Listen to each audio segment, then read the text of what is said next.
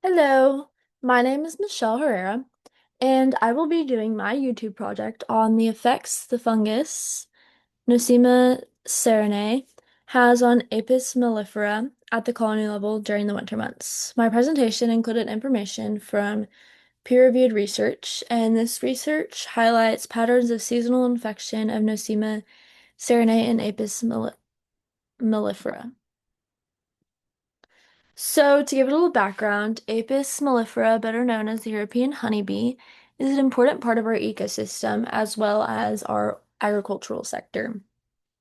They pollinate different types of produce we consume, such as fruits and vegetables, and also produce a few things, including honey and beeswax. Since bees are used social insects, it's easy for pathogens to be passed from one colony to another.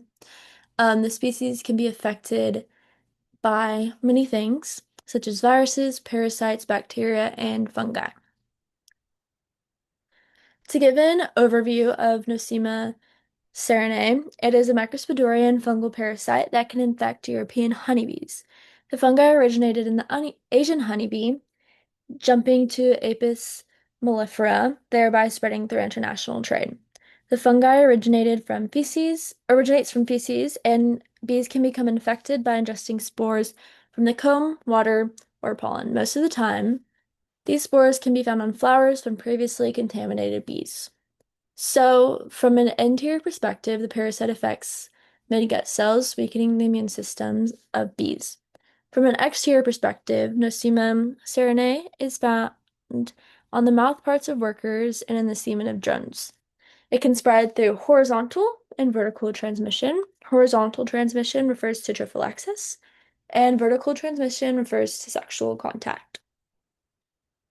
So my research question is, how does Nosema ceranae contribute to colony collapse in Apis mellifera during the winter months?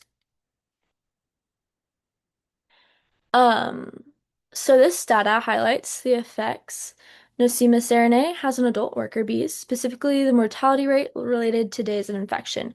You can see that around day 20, and the mortality rate is 0, and then from there significantly increases. At day 30, the mortality rate is close to 100%. And with the mortality rate this close to 100, this will cause instability within the hive, eventually leading to colony collapse. In this study, we see the process that infected bees go through over time at the colony level, and this process is shown in 4 phases. So, phase 1 is the asymptomatic phase, and it shows fewer than 60% of forager bees are infected, and the interior bees have less than a 40% infection rate. And despite the presence of spores, the colony appears to be healthy and is asymptomatic. Phase 2 is the replacement phase. In this phase, infection rates begin to increase, as well as the spore count, and despite this, the colony is still active. However, we see something unusual, which is that the queen starts to lay eggs, which typically does not occur during the winter months. In phase 3, also called the false recovery stage, the colony remains strong. The queen is laying so many eggs that every comb is full, and there is an increase in the population. It seemed at this point that they were going to swarm, however, it didn't happen, even though it should have. And still, infection rates remain high. Despite that, it seems the colony is strong and healthy. And then the final phase, which is depopulation, is when colony collapse starts to occur. There is still a presence of honey and pollen stores, however, bird production stops, bees start to disappear, and then eventually the queen dies. Ultimately, this data shows that colony collapse does start to occur in cold months and can carry over to the summer season. It also shows that during the cold season, there is a higher infection rate in bees, shown right here.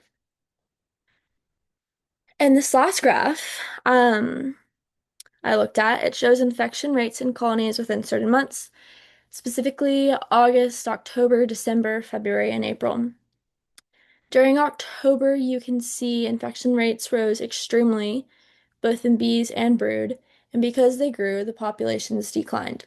By February, the colonies collapsed, carrying over to the month of April, indicated by the star below the graph. After reviewing all these studies, it can be concluded that a high infection rate of Nosema ceranae correlates with certain season, thus can lead to collapse of a colony. In Figure 1, we saw that once the pathogen infects a colony, the population can significantly decline within a few days, ultimately leading to collapse. In Figure 2, the study shows 4 phases. In these phases, it can be seen that Nosema ceranae begins to occur during the winter, and that bees can live longer with the pathogen. However, eventually will exhibit odd behaviors. Once this happens, the population disappears, brood production stops, and the queen dies, leading to colony collapse. The last figure I explained summarized the prevalence of the pathogen within certain months. It concluded that there was an increase in infection rates within the winter months when bees are less resilient, and within a few months, the colony died out. So, this data is significant to understanding how Nosema ceranae affects honeybee colonies during winter. It is critical for scientists to help them understand more aspects of Nosema ceranae and its correlation to Apis mellifera. We need to understand that if this pathogen isn't researched further, honeybees could go extinct due to the nature of the spreading. Honeybees are an important part of our ecosystem, and more research needs to be done to help their species thrive. That's my references page, and thank you.